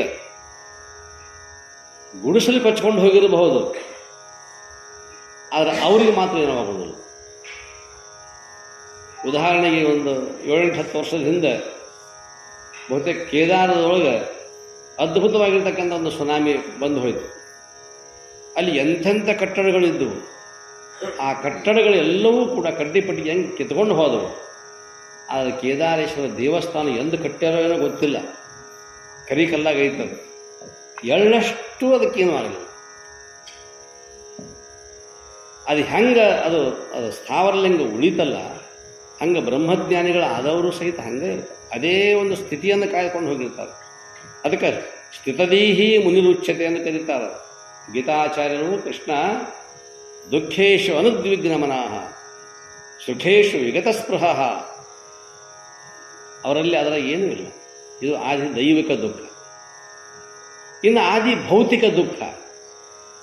ಭೌತಿಕ ಅಂದರೆ ಭೂತಗಳು. ಭೂತಗಳು ಅಂತಂದ್ರೆ ದೆವ್ವ, ಪಿಶಾಚಿ, ಗಾಳಿ ಅಲ್ಲ. ಹುಲಿ, ಕರಡಿ, ಸಿಂಹ, ಚಿರತೆ, ನಾಯಿ, ನರಿ, ಕಡೆಗೆ ಎಲ್ತಾನೆ ಹೇಳ್ತಾರಂತಂದ್ರೆ ನಮ್ಮ ಮೈಯಲ್ಲಿ ಆಗ್ತಕ್ಕಂತಹ ಶರೀರಕ್ಕೆ ಬಾಧೆ ಕೊಡ್ತಕ್ಕಂಥ ಸಣ್ಣ ಸಣ್ಣ ಕ್ರಿಮಿಕೀಟಗಳು, ತಗಣಿ ಇರಬಹುದು, ಚಿಕ್ಕಾಡ ಇರಬಹುದು, ಇನ್ನೊಂದು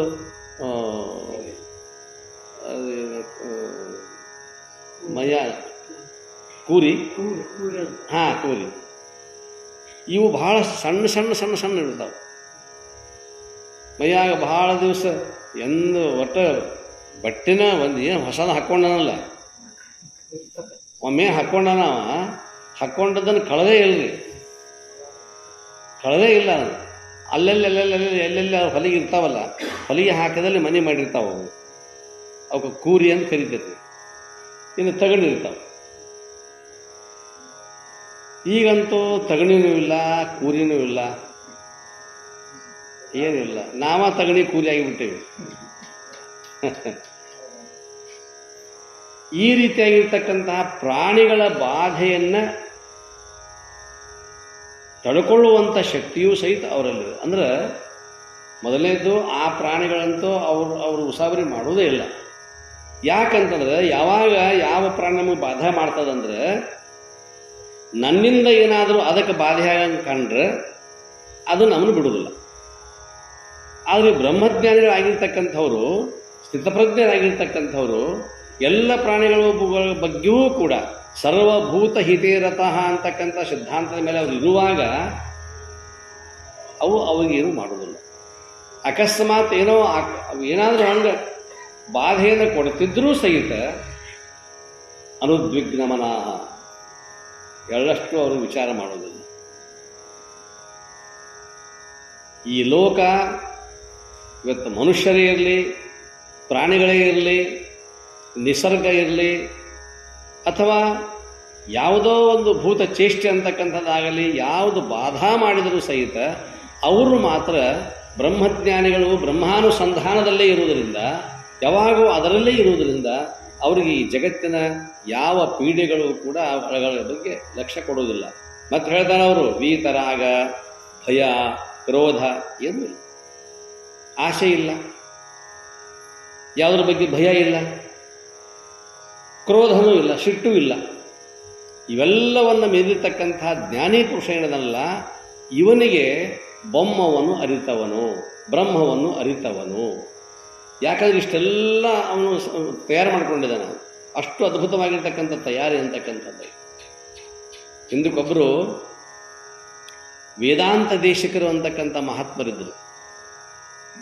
ವೇದಾಂತ ದೇಶಿಕರು ಅವರು ಒಂದು ಕಾಲದಲ್ಲಿ ಅವರ ಮೊದಲನೇ ಹೆಸರು ಪ್ರಸನ್ನಾಚಾರ್ಯರು ಅಂತ ತಿಳ್ಕೊಂಡು, ಅದರ ಆನಂತರದಲ್ಲಿ ರಾಮಾನುಜ ಪಂಥದವರು ವಿಶಿಷ್ಟಾದ್ವೈತ ಸಿದ್ಧಾಂತವನ್ನು ಪ್ರತಿಪಾದನೆ ಮಾಡಿರ್ತಕ್ಕಂತಹ ವೇದಾಂತ ದೇಶಿಕರು ಅಂತಕ್ಕಂಥವರು ಬಹಳ ದೊಡ್ಡ ಜ್ಞಾನಿಗಳು, ಬಹಳ ದೊಡ್ಡವರು. ಯಾರಿಗೂ ಎಂದೂ ಕೂಡ ಏನು ನೋವು ಮಾಡಲಾರ್ದವರು ಅಂಥ ಮಹಾನ್ ಜ್ಞಾನಿಗಳು ಒಂದು ಊರಾಗಿದ್ದರಲ್ಲ, ಅವರನ್ನು ಕುರಿತಾಗಿ 4 ಜನ ಪಂಡಿತರು ಈ ಮನುಷ್ಯನನ್ನು ಅಪಮಾನ ಮಾಡಬೇಕು, ಅಪಮಾನ ಮಾಡಿ ಈ ಊರನ್ನು ಬಿಟ್ಟು ಓಡಿಸ್ಬೇಕು ಅನ್ನುವಂಥ ಲೆಕ್ಕಾಚಾರ ಹಾಕಿದರು. ಯಾಕಂದ್ರೆ ಅವರು ಭಾಳ ಓದ್ಕೊಂಡವರು. ಎಲ್ಲರೂ ಈ ಊರಂತಕ್ಕೆ ಬರ್ತಿದ್ದರು, ವೇದಾಂತ ದೇಶಿಕರ ಹತ್ತಿರ ಬರ್ತಿದ್ದರು. ಆ ಪಂಡಿತರ ಹತ್ರ ಯಾರೂ ಬರ್ತಿರ್ಲಿಲ್ಲ. ಆದರೆ ಪಂಡಿತರು ಅಂದ್ರೆ ಪುಸ್ತಕ ಓದ್ಕೊಂಡವರು. ಈ ವೇದಾಂತ ದೇಶಿಕರು ಅರಿತವರು, ಬ್ರಹ್ಮಜ್ಞಾನವನ್ನು ಮಾಡಿಕೊಂಡವರು, ಬ್ರಹ್ಮಜ್ಞಾನಿಗಳಾದವರು. ಅದರಿಂದ ಇವ್ರ ಹತ್ರ ದರ್ಶನಕ್ಕೆ ಬರ್ತಿದ್ರು, ಚರ್ಚೆಗೆ ಬರ್ತಿರಲಿಲ್ಲ. ಆದರೆ ಈ ಮನುಷ್ಯನ ಹತ್ರ ಚರ್ಚೆಗೆ ಬಂದು ದರ್ಶನಕ್ಕೆ ಬರ್ತಾರಂದ್ಮೇಲೆ ಭಾಳ ದೊಡ್ಡವಾದೇವ, ಇವನನ್ನು ಹ್ಯಾಂಗೆ ಸ್ವಲ್ಪ ಕೆಳಗೆ ಇಳಿಸ್ಬೇಕು ಅಥವಾ ಇವನನ್ನು ಇಲ್ಲಿಂದ ಓಡಿಸ್ಬೇಕು, ಊರು ಬಿಟ್ಟು ಅಪಮಾನ ಮಾಡಿ ಅಂತ ಹೇಳ್ಕೊಂಡು ಭಾಳಷ್ಟು ಪ್ರಯತ್ನ ಮಾಡಿದರು. ಒಂದು 4 ಜನ ಪಂಡಿತರು ಬಹಳ ಹೊಟ್ಟೆ ಕೆಚ್ಚಾಯಿತು. ಒಂದು ದಿವಸ ರಾತ್ರಿ ವಿಚಾರ ಮಾಡ್ತಾರೆ. 4 ಜನರು ಏನು ಪಾದರಕ್ಷೆ ಇದ್ವಲ್ಲ, ಚಪ್ಪಲಿಗಳು, ಮಧ್ಯರಾತ್ರಿ ಒಳಗೆ ಈ ವೇದಾಂತ ದೇಶಿಕರ ಆಶ್ರಮಕ್ಕೆ ಬರ್ತಾರೆ. ಸಣ್ಣ ಗುಡಿಸಲ, ಬಾಗಿಲಿಗೆ ತಮ್ಮ 4 ಜನರ ಪಾದರಕ್ಷೆಗಳನ್ನು ಕಟ್ಟುತ್ತಾರೆ. ನೋಡ್ರಿ, ಒಬ್ಬರು ಬ್ರಹ್ಮಜ್ಞಾನಿಗಳದಾರ, ಅವರಿಂದ ನಾವು ಕೂಡ ಏನಾದರೂ ಬ್ರಹ್ಮಜ್ಞಾನ ಮಾಡಿಕೊಳ್ಬೇಕನ್ನುವಂಥ ಕಲ್ಪನೆ ಬರಲಿಲ್ಲ ಅವ್ರಿಗೇನು. ನಾವು ಪಾದರಕ್ಷೆಯನ್ನು ನಾವು ಕಟ್ಟಿದ್ದೀವಿ ಅಂದ್ರೆ ಅವು ತಮ್ಮ ತಲೆಗೆ ಬಿಡುತ್ತಾವ, ಅಪಮಾನಿತರಾಗಿ ಊರು ಬಿಟ್ಟು ಹೋಗ್ತಾರೋ, ಈ ಒಂದು ವಿಚಾರ ಮಾಡಿರ್ತಕ್ಕಂಥದ್ದು. ಅವಾಗ ಅಷ್ಟು ಕಟ್ಟಿ, ಮಧ್ಯರಾತ್ರಿ ಕಟ್ಟಿ ಒಂದು ಕಡೆ ಕೂಡ್ತಾರೆ. ಏನಾಗ್ತದೆ ನೋಡ್ಬೇಕಂತ. ಅದರ ಬ್ರಾಹ್ಮಿ ಮುಹೂರ್ತದೊಳಗೆ 4 ಗಂಟೆಗೆ ಎದ್ದರು. ಎದ್ದು ಗಂಗಾ ನದಿಗೆ ಹೋಗಿ ಸ್ನಾನ ಮಾಡಿ ಬರಬೇಕಲ್ಲ ಅವರು. ತಮ್ಮ ಗುಡಿಸಲದ ಬಾಗಲನ್ನು ತೆಗೆದ ಕೂಡಲೇ ಆ ಚಪ್ಪಲಿಗಳು, ಆ ಪಾದರಕ್ಷೆಗಳು ಇವ್ರ ಹಣೆಗೆ ಬಡದು, ಇವ್ರ ತಲೆಗೆ ಬಡದು. ಅಲ್ಲಿ ಕೂತಿದ್ರು ಅವರು, ನೋಡ್ತಿದ್ರು ಅವರು. ಅವಾಗ ಅವ್ರಿಗೆ ಏನೇನು ಮನಸ್ಸಿಗೆ ಏನೂ ತಾಗಲಿಲ್ಲ, ಯಾವುದು ಏನು ಎಳ್ಳಷ್ಟು ವಿಚಲಿತರಾಗಲಿಲ್ಲ. ದುಃಖೇಶು ಅನುದ್ವಿಗ್ನ ಮನಃ, ಇದು ಬ್ರಹ್ಮಸ್ಥಿತಿ, ಅದು ಬ್ರಹ್ಮಜ್ಞಾನ ಸ್ಥಿತಿ. ಅದು ಅವೆಲ್ಲವುಗಳು ಚಪ್ಪಲಿಗಳು ಬಡಿದರೂ ಸಹಿತ ಏನೂ ಮನುಷ್ಯರು ಯಾವುದೂ ಕೂಡ ತಪ್ಪು ತಿಳಿದುಕೊಳ್ಳಲಾರದೇ ಏಕದಮ್ ಅವರ ಬಾಯಿಂದ ಒಂದು ಶ್ಲೋಕ ಹೊರಗೆ ಬೀಳ್ತವೆ. ಕೇಚಿತ್ ಜ್ಞಾನಾವಲಂಬಿನಃ, ಕೇಚಿತ್ ಕರ್ಮಾವಲಂಬಿನಃ.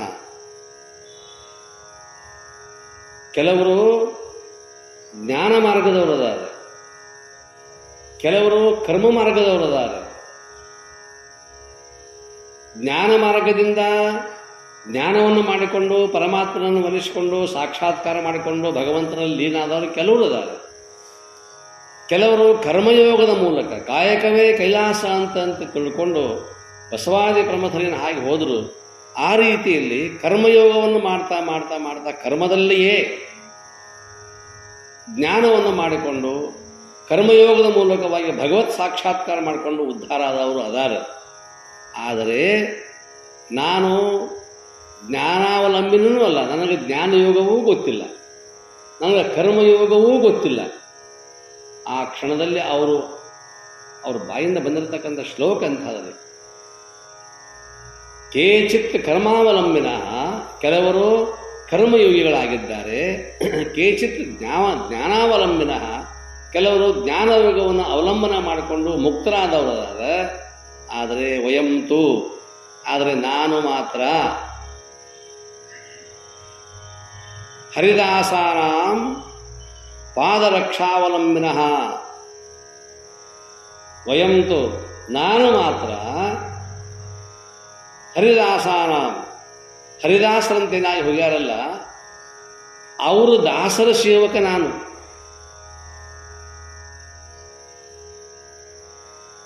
ಆ ದಾಸರ ಸೇವಕರೇನದಾರಲ್ಲ, ಅವರೇನೋ ಪಾದರಕ್ಷೆಯನ್ನು ಬಿಟ್ಟು ಹೋಗಿರ್ತಾರಲ್ಲ, ಪಾದರಕ್ಷೆಯನ್ನು ಕಟ್ಟಿ ಹೋಗಿರ್ತಾರಲ್ಲ, ನಾ ಯಾವಾಗಲೂ ಅವನನ್ನೇ ಅವಲಂಬನ ಮಾಡಿಕೊಂಡಿರ್ತಕ್ಕಂಥವನು, ಅವುಗಳಿಂದ ನಾನು ಉದ್ಧಾರ ಆಗ್ತಕ್ಕಂಥವನು. ಕೇಚಿತ್ ಜ್ಞಾನಾವಲಂಬಿನ, ಕೇಚಿತ್ ಕರ್ಮಾವಲಂಬಿನ, ವಯಂತೋ ಹರಿದಾಸಾನಾಂತೋ ಪಾದರಕ್ಷಾವಲಂಬಿನ. ನಾನು ಹರಿದಾಸರ ಪಾದರಕ್ಷೆಯನ್ನೇ ನಂಬಿಕೊಂಡಿರ್ತಕ್ಕಂಥವನು. ಇವತ್ತು ಹರಿದಾಸರ ದಾಸರ ಆಶೀರ್ವಾದ ನನಗಾಯಿತು. ಅವರ ಪಾದರಕ್ಷೆಗಳು ನನ್ನ ಮಸ್ತಕದ ಮೇಲೆ ಬಂದು ನಾವು ಉದ್ಧಾರ ಆದೆ ಅಂತ ತಿಳ್ಕೊಂಡು ಕುಣಿದಾಡ್ತಾನ್ರಿ, ನಾವು ಬಡ್ದಾಡ್ತೇವೆ. ದುಃಖೇಶು ಅನುದ್ವಿಗ್ನ ಮನ, ವಿಗತೇಶು ವಿಗತ ಸ್ಪೃಹ, ವೀತ ರಾಗ ಭಯ ಕ್ರೋಧ ಸ್ಥಿತಿದೀಹಿ ಮುನಿ ಉಚ್ಯತೆ. ಇದಕ್ಕೆ ಮುನಿ ಅಂತ ಕರೀತಾರೆ, ಇದಕ್ಕೆ ಬ್ರಹ್ಮಜ್ಞಾನಿ ಅಂತ ಕರೀತಾರೆ, ಬ್ರಹ್ಮ ಸಾಕ್ಷಾತ್ಕಾರ ಮಾಡಿಕೊಂಡವ ಅಂತಾರೆ. ಯಾಕಂತಂದ್ರೆ ಅವನಿಗೆ ಮಾನ ಅಪಮಾನ ಏನು ಎಲ್ಲವನ್ನು ಮೀರಿರ್ತಕ್ಕಂಥ ವ್ಯಕ್ತಿ ಆ ವೇದಾಂತ ದೇಶಿಕರಾಗಿದ್ದರಿಂದ ತಕ್ಷಣ ಅಲ್ಲಿ ಕೂತಿದ್ರಲ್ಲ, ಅವರು ಏನಾಕೈತೆ ನೋಡ್ಬೇಕಂತ ತಿಳ್ಕೊಂಡು ಅವ್ರಿಗೆ ಅವತರನ್ನ ಬಿಚ್ಕೊಂಡು ತಾವ ಪಡ್ಕೊಳ್ಳೋಂಗೆ ಆಯ್ತು. ಪ್ರಸಂಗ ಹೆಂಗೆ ಆಯ್ತು ಅಂತಂತಂದ್ರೆ, ಅವರು ತಮ್ಮ ತಲೆಗೆ ಪಡ್ಕೊಂಡ ನಂತರದಲ್ಲಿ ಅವಕ್ಕೆ ನಮಸ್ಕಾರ ಮಾಡ್ತಾರೆ. ಪಾ ಭಗವಂತ ಎಷ್ಟಾ ಕರುಣೆಪ್ಪ ನಿಂದು, ಇವತ್ತಿಂದು ಸಾಕ್ಷಾತ್ಕಾರ ಆತಲ್ಲೋ ನನಗೆ, ಇಡೀ ದಿವಸ ಎಲ್ಲಿದ್ದೆಪ್ಪ, ಅವಾಗ ಕೊಟ್ಬಿಟ್ಟಿದ್ರಂದ್ರೆ ಈ ಪಾದರಕ್ಷಾವಲಂಬಿನ, ಈ ಪಾದರಕ್ಷೆಗಳನ್ನೇ ಅವಲಂಬನ ಮಾಡ್ಕೊಂಡಿರ್ತಕ್ಕಂಥ ನನಗೆ ಎಷ್ಟು ದಿವಸ ತಗೊಂತಲ್ಲ ಇದು. ಅವ ಮೊದಲ ಬ್ರಹ್ಮಜ್ಞಾನಿ. ಇವು ಚಪ್ಪಲಿ ಅದಾವ, ಇವು ಪಾದರಕ್ಷೆ ಅದಾವ, ಇವರು ಅಪಮಾನ ಮಾಡ್ಯಾರ ಅನ್ನುವಂಥದ್ದು ಎಳ್ಳಷ್ಟು ಅವನಿಗಿಲ್ಲ. ಮನಸ್ಸು ಒಂದು ಕಿಂಚಿತ್ತು ಕೂಡ ಆಗಲಿಲ್ಲ. ನಾವು ಭಾಳ ತೆಗೆದು ಕೂಡಲೇ ಬಡ್ದದ್ದು, ಮೊದಲು ಹಣಿಗೆ ಬಡ್ದದ್ದು ಅವೇ. ದೇವ ಸಾಕ್ಷಾತ್ಕಾರ ಆದಂಗೆ ಆಗಿಬಿಡ್ತು ಅವನಿಗೆ. ಅವಾಗ ಅವ್ರು 4 ಜನ ಪಂಡಿತರು ಎದ್ದು ಬರ್ತಾರೆ. ಅವ್ರೇನೂ ಮಾಡಲಿ, ಉದ್ದಕ್ಕೆ ಸಾಷ್ಟಾಂಗ ನಮಸ್ಕಾರ. ಅಂದ್ರೆ ಅವ್ರದ್ದು ಕರ್ಮ ಅಲ್ಲೇ ಹರಿಬೇಕಾಗಿತ್ತು. ದೇವರು ಹೆಂಗೆ ಬುದ್ಧಿ ಕೊಟ್ಟಿದ್ದ ಅಂದ್ರೆ, ಕಟ್ರಿ ಅವ್ರ ತಲೆಗೆ ಬಡಿತಾವ, ನಿಮ್ಮ ತಲೆ ಹೋಗಿ ಅವ್ರ ಪಾದದ ಮೇಲೆ ಬೀಳ್ತಾವ. ಇದು ಭಗವಂತನ ಕೆಲಸನೇ. ಇದಕ್ಕಂದ್ರೆ ಅವರನ್ನು ತೊಡುವವರು ಯಾರೂ ಇರಲಿಲ್ಲ. ಅಂಥ ದೊಡ್ಡ ಪಾಂಡಿತ್ಯ ಉಳ್ಳವರು ಅವರು, ಪಂಡಿತರವರು, ಯಾರಿಗೂ ಮಾಡಿದವರಲ್ಲ. ಈಗ ಯಾರಿಂದ ಮಾಡಿದ್ರು ಇವರು ಏನೂ ಅಂದಿಲ್ಲ, ಏನೇನೂ ಅಂದಿಲ್ಲ. ಸಹಜವಾಗಿ ಯಾರನ್ನು ಅಪಮಾನ ಮಾಡಬೇಕಂತ ಮಾಡಿದ್ರು ಅವರೇ ಈಗ ಅವಮಾನಕ್ಕೊಳಗಾಗಿ ಅವರಂದರು, ಇಂಥ ಬ್ರಹ್ಮಜ್ಞಾನಿ ಪುರುಷದಾನ, ಆತ್ಮಸಾಕ್ಷಾತ್ಕಾರ ಮಾಡ್ಕೊಂಡವದಾನ, ನಾವೇನೋ ತಿಳ್ಕೊಂಡಿದ್ವಿ ಅಂತ ಹೇಳಿ ಸ್ವತಃ ಬಂದವರು ಸಾಷ್ಟಾಂಗ ನಮಸ್ಕಾರ ಹಾಕಿ, ಇನ್ನು ನಾವು 4 ಜನ ನಿಮ್ಮನ್ನೇ ಅವಲಂಬನೆ ಮಾಡಿಕೊಂಡು ಇರ್ತಕ್ಕಂಥ. ಅವಾಗ ಅವರು ಸಾಧನೆ ಚಲವಾದ್ರಿ, ಪುಸ್ತಕ ಬಿಟ್ಟರು. ಅವರು ಎಲ್ಲ ಗಂಟು ಕಟ್ಟಿ ಒಗದ್ರ ಕಡೆ. ಆನಂತರದಲ್ಲಿ ಇಡೀ ತಮ್ಮ ಮಸ್ತಕವನ್ನು ಅವರ ಪಾದದ ಮೇಲೆ ಇಟ್ಟುಕೊಂಡು ಅವರನ್ನು ಅನುಸರಿಸ್ಕೊಂಡು ಹೋಗ್ತಾರೆ. ಇದು ವಿಶಿಷ್ಟಾದ್ವೈತದಲ್ಲಿ ಬರ್ತಕ್ಕಂಥ ಒಬ್ಬ ರಾಮಾನುಜಾಚಾರ್ಯರ ನಂತರದಲ್ಲಿ ಬಹಳಷ್ಟು ಪ್ರಚಾರಕ್ಕೆ ಬಂದಿರತಕ್ಕಂಥ ವ್ಯಕ್ತಿಗಳು ಈ ವೇದಾಂತ ದೇಶಿಕರಂತಕ್ಕಂಥವ್ರು. ಯಾಕೆ ಹೇಳಬೇಕಾಯ್ತು ಅಂದ್ರೆ, ದುಃಖೇಶು, ಕೃಷ್ಣ ಹೇಳ್ತಾನೆ, ದುಃಖೇಶು ಅನುದ್ವಿಗ್ನ ಮನ, ಸುಖೇಶು ವಿಗತ ಸ್ಪೃಹ, ವೀತ ರಾಗ ಭಯ. ಅವರಲ್ಲಿ ಯಾವುದು ರಾಗ ಇಲ್ಲ, ದ್ವೇಷ ಇಲ್ಲ, ಭಯ ಇಲ್ಲ, ಕ್ರೋಧ ಇಲ್ಲ. ಯಾಕಂದ್ರೆ ಅವ್ರಂತಕ್ಕೆ ಏನರ ಇದ್ರೂ ಏನೂ ಇಲ್ಲ. ಗಳಿಸ್ಕೊಳ್ಬೇಕು, ಇದನ್ನು ಉಳಿಸ್ಕೊಳ್ಬೇಕು, ಇದನ್ನೇನಾರ ಕಾಪಾಡಿ ಇಟ್ಕೋಬೇಕಂತಕ್ಕಂಥದ್ದು ರಾಗ ಇಲ್ಲ, ಆಸೆ ಇಲ್ಲ. ಇನ್ನು ಇದ್ರೆ ಭಯ, ಯಾರ ತೊಗೊಂಡಾರ ಅನ್ನೋದು ಭಯ. ನಾನು ನಿಮ್ಗೆ ಹೇಳಿನಲ್ಲ, ಡರ್ ಹೈಕ್ಯಾ ಇಲ್ಲ ಇಲ್ಲ ಇಲ್ಲ ಅದು ಒಗೆದು ಬಿಟ್ಟ ನಮ್ಮ ನಾಗಲಿಂಗಪ್ಪ, ಹೊಳೆ ಒಗೆದು ಬಿಟ್ಟ ಹಳ್ಳದಾಗ. ಆವಾಗ ಅವ್ನು ಗಂಜಿಗೆ ಹೋತು, ಮಡ್ಯಾಳಪ್ಪಗೆ ಏನೂ ಉಳಿಲಿಲ್ಲ, ಭಯ ಇಲ್ಲ. ಮತ್ತು ನನ್ನ ಹತ್ತಿರ ಇರ್ತಕ್ಕಂಥ ವಸ್ತುವನ್ನು ಮತ್ತೊಬ್ಬ ತೊಗೊಂಡ್ರೆ ಸಿಟ್ಟು ಬರೋದು. ನನ್ನ ಹತ್ರ ಬಹಿರಂಗದಲ್ಲಿ ವಸ್ತುನೇ ಇಲ್ಲ, ಯಾವ ವಸ್ತುಗಳೂ ಇಲ್ಲ, ಅಂದಮೇಲಿಂದ ಕ್ರೋಧ ಅಂತಕ್ಕಂಥದ್ದಿಲ್ಲ. ವೀತರಾಗ, ಭಯ, ಕ್ರೋಧ ಎಲ್ಲವನ್ನೂ ಮೇಲೆ ನಿಂತಿರ್ತಕ್ಕಂಥವನು ಬ್ರಹ್ಮಜ್ಞಾನಿ. ಅಂತಹ ಬ್ರಹ್ಮಜ್ಞಾನಿ ಆಗಿರ್ತಕ್ಕಂಥವನು ಹೊರಗಡೆ ಎಲ್ಲರೂ ದೇವರದಾನ ಅಂತ ತಿಳ್ಕೊಂಡು ಹುಡುಕ್ಯಾಡಿಲ್ಲ, ಹುಡುಕ್ಯಾಡುವುದೂ ಇಲ್ಲ. ಅವ ಹಂಗೆ ಹುಡುಕಾಡ್ಕೊಂಡು ನಾವು ಹೊಂಟೇವೆ ಅಂತಂದ್ರೆ ನಾವು ದೇವರ ದರ್ಶನಕ್ಕೆ ಹೋಗ್ಬೋದು ಅಷ್ಟೇ, ಅವ ಪವಿತ್ರ ಕ್ಷೇತ್ರಗಳು ಅಷ್ಟೇ ಅವು. ಆದರೆ ನಮಗೆ ಬ್ರಹ್ಮಜ್ಞಾನ ಮಾಡಿಕೊಡ್ತಾವಂದ್ರೆ ಇಲ್ಲ, ನಾವಿದ್ದಲೇ ಮಾಡ್ಕೋಬೇಕು. ನಮ್ಮ ಮನಸ್ಸನ್ನು ನಾವು ಎಲ್ಲಿರ್ತೀವಿ ಅಲ್ಲೇ ಮಾಡ್ಕೊಳ್ಬೇಕು. ಆದರೆ ಅವೆಲ್ಲ ತೀರ್ಥಕ್ಷೇತ್ರಗಳು. ಮಹಾನ್ ಮಹಾನ್ ಮಹಾನ್ ಸಂತರು, ಜ್ಞಾನಿಗಳು ಅಲ್ಲಿ ಕೆಲವೊಂದು ದೇವತಾ ಪ್ರತಿಷ್ಠಾನ ಮಾಡಿ ಹೋಗಿದ್ದಾರೆ. ಅದರಿಂದ ನಮಗೆ ಏನೋ ಒಂದಿಷ್ಟು ಮನಸ್ಸಿಗೆ ಶಾಂತಿ ಸಿಗಬಹುದು, ಆದರೆ ಆತ್ಮ ಸಾಕ್ಷಾತ್ಕಾರ ಆಗುವುದಿಲ್ಲ. ಸಾಕ್ಷಾತ್ಕಾರವೇ ಬೇರೆ, ಮನಃಶಾಂತಿಯೇ ಬೇರೆ. ಅಂತಹ ಬೊಮ್ಮವನು ಅರಿದೆನೆಂದು ಬಳಲುವರು ತಮ್ಮ ನೀತಿಗಳಿದು. ತಮ್ಮನ್ನ ತಾವು ಬಿಟ್ಟು, ಅದಕ್ಕೆ ನೀವು ಅಂತಿರ್ತೀರಿ ಮದುಮಗನ ಬಿಟ್ಟು, ಇದು ಹಂಗೆ ಮದುಮಗನ ಬಿಟ್ಟು ಮದುವೆ ಹೋದಂಗೆ. ನನ್ನನ್ನು ಬಿಟ್ಟು, ನನ್ನ ಇಲ್ಲೇ ಬಿಟ್ಟು ನಾವು ಹೊರಗಿರ್ತಕ್ಕಂಥ ವಿಷಯಗಳಲ್ಲಿ ದೇವರದಾನ ಅಂತ ತಿಳ್ಕೊಂಡು ಹೆಂಗೆ ಹೊಕ್ಕೇವಲ್ಲ, ಹೊರಗಿರುವಂಥ ವಿಷಯಗಳಲ್ಲಿ ನಾವು ಹಂಗೆ ಬೆನ್ನು ಹತ್ತಿ ಹಾದಿವಿ ಅಂತಂದ್ರೆ ಮದುಮಗನನ್ನು ಬಿಟ್ಟು, ಅಂದರೆ ತನ್ನ ಅರಿವನ್ನು ಬಿಟ್ಟು, ತನ್ನ ಇರುವಿಕೆಯನ್ನು ಬಿಟ್ಟು, ಆ ತಿಳುವಳಿಕೆಯನ್ನು ಮನ್ಯಾಗ ಇಟ್ಟುಕೊಟ್ಟು ಬೇರೆ ಕಡೆ ಎಲ್ಲ ಅಲ್ಲಿ ದೇವರದಾನ ಇಲ್ಲಿ ದೇವರದಾನ ಅಂತಂದ್ರೆ ಮದುಮಗನನ್ನು ಬಿಟ್ಟು ಮದುವೆ ಹೊರ. ಹೀಗಾಗಿ ಅವರು ಹೇಳೋದು, ನೀ ಎಲ್ಲೆದೀಯ ಅಲ್ಲಿಯೇ ಸಾಧನೆ ಅಂತಕ್ಕಂಥದ್ದು ಮಾಡು, ದೇವ ಸಾಕ್ಷಾತ್ಕಾರ ಆಗಲಿಕ್ಕೆ ಸಾಧ್ಯದ. ಅಂತಹ ದೇವ ಸಾಕ್ಷಾತ್ಕಾರ ಮಾಡಿಕೊಳ್ಳಲಿಕ್ಕೆ ಅನೇಕ ಸಾಧನೆಗಳಿದಾವೆ. ವಿವೇಕ, ವೈರಾಗ್ಯ, ಸಮಾಧಿ, ಷಟ್ ಸಂಪತ್ತು, ಇವುಗಳಲ್ಲಿ ಎಲ್ಲವನ್ನ ಆಚರಣೆ ಮಾಡಿಕೊಂಡ ನಂತರದಲ್ಲಿ ನಿನಗೆ ಸಹಜವಾಗಿರ್ತಕ್ಕಂಥ ಮನಸ್ಸು ಅನ್ನುವಂಥದ್ದು ಪರಿವರ್ತನೆ ಆಗಿ ಅದು ಹದಗೊಂಡು ನೀನು ಭಗವಂತನತ್ತ ಮುಖ ಮಾಡ್ತೀಯ. ಅಷ್ಟೇ ಅಲ್ಲ, ನೀನೇ ಭಗವಂತನಾಗ್ತೀಯ. ಸಿದ್ಧಾರೂಢರಾಗಲಿ, ಶಿವಾನಂದರಾಗಲಿ ಎಲ್ಲ ಏನು ಮಾಡಿರ್ತಕ್ಕಂಥವ್ರು, ಎಲ್ಲಿ ಹೋಗಲಿಲ್ಲ. ಅವರು ಹೋಗಿದ್ರು. ಸಿದ್ಧಾರೂಢರು ಇಡೀ ಭಾರತ ದೇಶದ ತುಂಬಲೂ ತಿರುಗಾಡ್ಯಾರ. ಅವರ ಚರಿತ್ರೆಯನ್ನು ನೋಡಿದರೆ ಯಾವ ಪ್ರಾಂತಕ್ಕೆ ಹೋಗ್ತಾರ ಆ ಪ್ರಾಂತದ ಭಾಷೆ ಮಾತಾಡ್ತಾರೆ. ಇದೆಂಥದ್ದು ನೋಡಿ, ಜ್ಞಾನಿಯ ಲಕ್ಷಣ ಹೇಗೆ. ಯಾವುದೇ ಪ್ರಾಂತಕ್ಕೆ ಹೋದರೂ ಸಹಿತ ಅಲ್ಲಿ ಅದನ್ನೇ ಮಾತಾಡ್ತಾರೆ. ಅಂಥ ಒಂದು ವಿಶೇಷತೆ ಅಂತಕ್ಕಂಥದ್ದು. ಅದಕ್ಕೆ ಬ್ರಹ್ಮಜ್ಞಾನಿಗಳಾಗಿರ್ತಕ್ಕಂಥವ್ರಿಗೆ ಭಾಷೆ ಅಥವಾ ಇನ್ನಿತರ ಯಾವುದೇ ಗೋಜಲುಗಳು ಯಾವುದೂ ಇರಲಿಕ್ಕೆ ಸಾಧ್ಯ. ಅಂತಹ ಜ್ಞಾನವನ್ನು ಮಾಡಿಕೊಂಡು ನಾವು ಕೂಡ ಕೃತಾರ್ಥರಾಗಬೇಕಂತಕ್ಕಂಥದ್ದು ಉದ್ದೇಶ ಜ್ಞಾನಿಗಳಿಗೆ ಇದ್ದದ್ರಿಂದ ಇಲ್ಲಿ ನಿಜಗುಣ ಶಿವಗಳು ಹೇಳೋದು ಏನು ಅಂತಂತಂದ್ರೆ, ಎಲ್ಲೇ ಹುಡುಕ್ಯಾಡಕ್ಕೆ ಹೋಗ್ಬೇಡ್ರಪ್ಪ, ಹೊರಗೆ ಎಲ್ಲಿ ದೇವರಿಲ್ಲ, ನಮ್ಮೊಳಗೆ ದೇವರಿದ್ದಾನೆ, ಅವನನ್ನು ಸಾಕ್ಷಾತ್ಕಾರ ಮಾಡಿಕೊಂಡು. ಸಾಕ್ಷಾತ್ಕಾರ ಮಾಡ್ಕೊಳ್ಳೋದನ್ನು ಮತ್ತು ಅದು ತಪ್ಪ. ಸಾಕ್ಷಾತ್ಕಾರ ಮಾಡ್ಕೊಳ್ಳೋದನ್ನು ಮುಂದೆ ನಿಂದ್ರನಾಗತ್ತೆ. ಅವ ಮುಂದೆ ನಿಂದ್ರವಲ್ಲ, ಮತ್ತು ಎಲ್ಲೈತೆ ಅದು? ಹೊರಗೆ ತೋರ್ತಕ್ಕಂಥ ವಸ್ತುವಲ್ಲ, ಹಿಡಿಲಿಕ್ಕೆ ಬರುವುದಿಲ್ಲ, ಒಳಗೈತೆ. ಈಗ ಊಟ ಮಾಡಿದೊಳಗೆ, ಊಟ ಮಾಡೋ ಹೊತ್ತಿನೊಳಗೆ ತೃಪ್ತಿ ಹಾಕುವಂತ ಹೊಕ್ಕದು. ಹೊಟ್ಟೆಗೆ ತೃಪ್ತಿ ಆಯಿತು, ನೆತ್ತಿಗೆ ತೃಪ್ತಿ ಆಯಿತು, ದೇಹಕ್ಕೆ ತೃಪ್ತಿ ಆಯಿತು. ತೃಪ್ತಿ ಆಗಿದ್ದು ಯಾರಿಗಾಯ್ತು? ಸಮಾಧಾನ ಆತ್ರಿ. ಸಮಾಧಾನ ಆಯಿತು. ಹಸುವಾಗಿತ್ತ, ದೇಹಕ್ಕೆ ಹಸುವಾಗಿತ್ತು, ಸಮಾಧಾನ ಆಗಿತ್ತು ಅಂದ್ರೆ ತೃಪ್ತಿನೇ ಆಗಿತ್ತು ಅಂತಂತಂದ್ರೆ ಮತ್ತೊಮ್ಮೆ ಹಸು ಆಗಬಾರ್ದು. ದೇಹಕ್ಕೆ ತೃಪ್ತಿ ಆಗೈತಿ. ದೇಹ ಅನ್ನುವಂಥದ್ದು ಅದಕ್ಕೆ ಅನ್ನಮಯ ಶರೀರ ಇದು. ಅನ್ನಮಯ, ಪ್ರಾಣಮಯ, ವಿಜ್ಞಾನಮಯ, ಮನೋಮಯ, ಆನಂದಮಯ ಅಂತಕ್ಕಂಥ 5 ಕೋಶಗಳದಾವು. ಇದು ಅನ್ನಮಯ ಕೋಶ. ಪ್ರಾಣಮಯ ಕೋಶ, ಪ್ರಾಣ ಐತಿ. ಮನೋಮಯ ಕೋಶ ಮನಸ್ಸೈತಿ, ವಿಜ್ಞಾನಮಯ ಕೋಶ ಸ್ವಲ್ಪ ಹೊರಗೆ ಹರಿಸಿ ನೋಡ್ತೈತಿ, ಏನೇನೋ ವಿಚಾರ ಮಾಡ್ತೈತಿ. ಆನಂದಮಯ ಕೋಶ ಅಲ್ಲಿ ಹೋಗ್ಬೇಕು ನಾವು, ಅದು ಆನಂದಮಯ ಕೋಶ ಅಂತ ಕರೀತಾರೆ.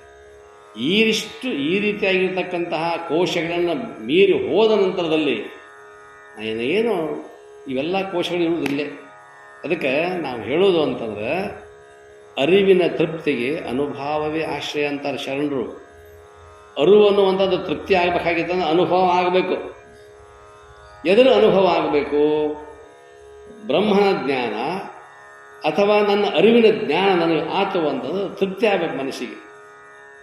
ತೃಪ್ತಿ ಆಗಲಿಲ್ಲ ಅಂದ್ರೆ ಇಲ್ಲ.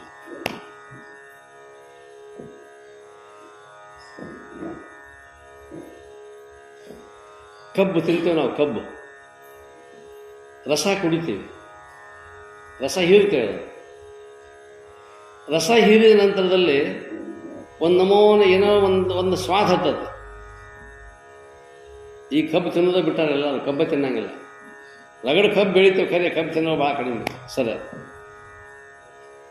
ಆದರೆ ರಸಾಸ್ವಾದನೆ ಐತಲ್ಲ, ರಸಾಸ್ವಾದನೆ, ಆ ರಸಾಸ್ವಾದನೆ ಅದ ಕಬ್ಬು ನೀವು ಗಾಣದಾಗ ಹಾಕಿ ರಸ ತೆಗೆದು ಒಂದು ಗ್ಲಾಸ್ನಾಗ ಒಂದಿಷ್ಟು ಏಲಕ್ಕಿ, ನಿಂಬೆಹಣ್ಣು, ಒಂದು ಸ್ವಲ್ಪ ಐಸು, ಬ್ಯಾಸಾಗಿ ಹೇಳ್ತೇನೆ ನಾನು, ಇಷ್ಟು ಹಾಕಿ ಕುಡಿದು ಅದು ಬೇರೆ. ಅದು ಕಬ್ಬು ತಿನ್ನೋದೇ ಬೇರೆ. ಆ ಕಬ್ಬು ತಿನ್ನೋ ಹೊತ್ತಿನಾಗ ಈ ವಿಚಿತ್ರ ಅಂತಂದ್ರೆ ಕಬ್ಬಿನ ರಸ ಒಳಗೆ ಹೊಕ್ಕತೈತಿ, ನಿಮ್ಮ ಬಾಯಾಗಿನ ಜೊಲ್ ಹೊರಬಿಡ್ತದೆ.